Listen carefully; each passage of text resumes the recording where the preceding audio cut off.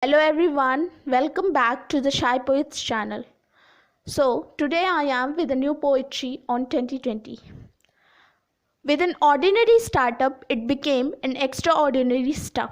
There came COVID in March mid, and then the overflow of it resulted in a big lockdown in many countries and not just one or two towns.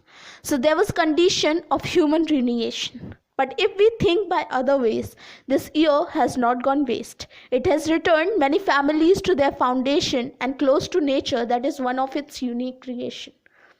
It has taught many people to cook and many to live life in book. Many of them had discovered hidden talent and some has once more lived with family and friend.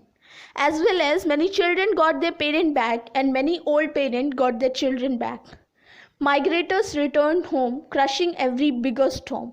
Our culture was once again valued. Ramayana and Mahabharata were back and good things were being pursued. Family time was being spent. Every day became Sunday and there was no weekend. Then came Bollywood with its blackness. This at least showed their true face, that they are neither heroes nor even able of being praised.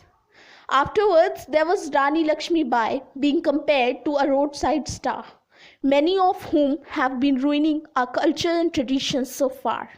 This has at least given us a lesson to praise the real heroes of India's heaven, to pray for them and not for the materialistic world. Then came cricket time with its IPL vibes. It at least made a positive effect in all those defects. Now it was time for the silent voices to speak and to ask for their rights and come to streets. This was Kisan Andolan of Indian farmers, the food givers who were themselves starving. But how can injustice stay so long? After all, there came voices against wrong, for the low position of those because of whom we all are alive. Because of whom we all are alive and without whom we won't have any lives. So tell me how this year was worst.